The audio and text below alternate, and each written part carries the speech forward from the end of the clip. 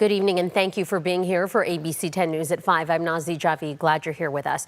We start with the latest on the war on Iran as a death toll on American forces has risen tonight. U.S. Central Command says a 7th U.S. service member has been killed in the conflict with Iran. In a statement on X, CENTCOM officials say the service member died from injuries received from Iranian attacks on Saudi Arabia on March 1st.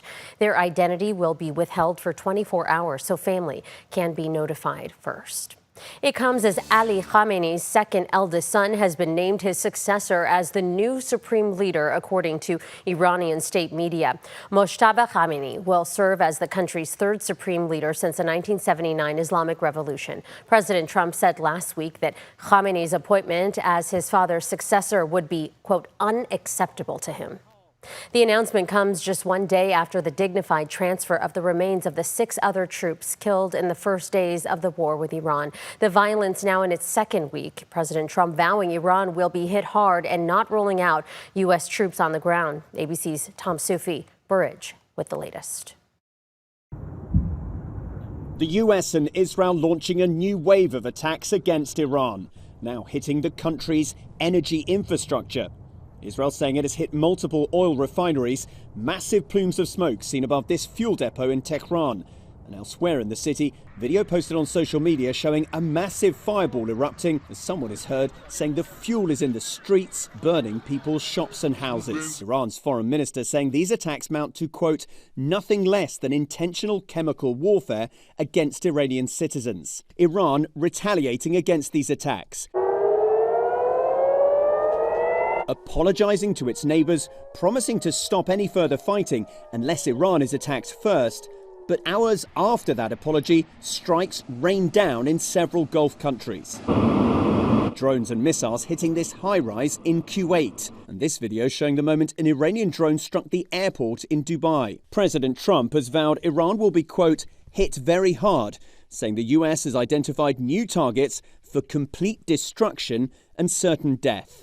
The president saying he's not ruled out sending in special forces to seize Iran's enriched uranium. We haven't gone after it, but something we could do later on. Trump also seeming to offer another justification for this war, telling ABC News Iran was planning to take over the Middle East and suggested he stopped them from doing so. He wants to see leadership in Iran that no longer threatens the United States or allies in the region. But there are concerns among some that this war could drag on. Wars expand, objectives change, circumstances come up that you didn't expect. President Trump would not predict how long the war would last, telling ABC News, all I can say is we are ahead of schedule in both lethality and in terms of time.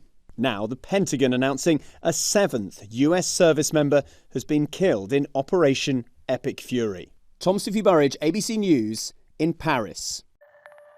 We want to show you more images of that attack on Iran's oil infrastructure, Iran's largest fuel storage facilities.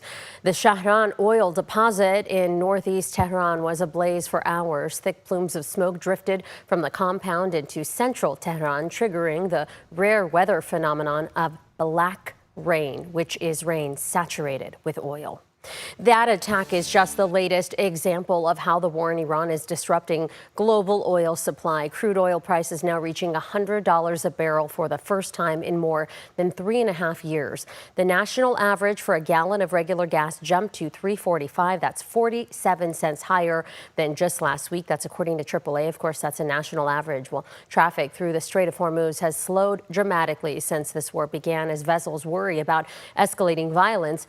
Roughly 20 million barrels of oil pass through that key waterway every day. That's roughly 20% of the world's oil supply. Gas prices likely continue advancing. Oil prices will likely keep climbing until that oil can move again. And of course, here in California, those prices are even higher. The average has exceeded $5 now at 5.1, according to AAA. That's around a 50-cent increase from just last week. Drivers in our area are expressing their frustrations. $5.39, $5.59, and $5.79. This is ridiculous. We went from 3s to 5s, and I just feel like, you feel me, it got to go down a little bit. And diesel prices are also surging, up 84 cents a gallon from last week. Many experts say that could have a stronger impact on the global economy since trucks rely on diesel to transport goods. And the war continues to incite polarizing reactions. Protests against the war continue alongside rallies in support of military action against the Islamic regime. Demonstrations on both sides happening all over the country and the world this weekend. You're looking at video from France, Canada, Boston, and Washington, D.C. And here at home, Sacramento area seeing many similar scenes. This was in Citrus Heights outside Sunrise Mall. Today, hundreds gathering to express support for U.S. intervention in Iran. The community chanting, waving the Iranian, American, and Israeli flags. Some of the people we spoke with say they see the war as a path to ending tyranny in Iran. We have to be their voices, and then we want to let the world know we are standing with the people of Iran.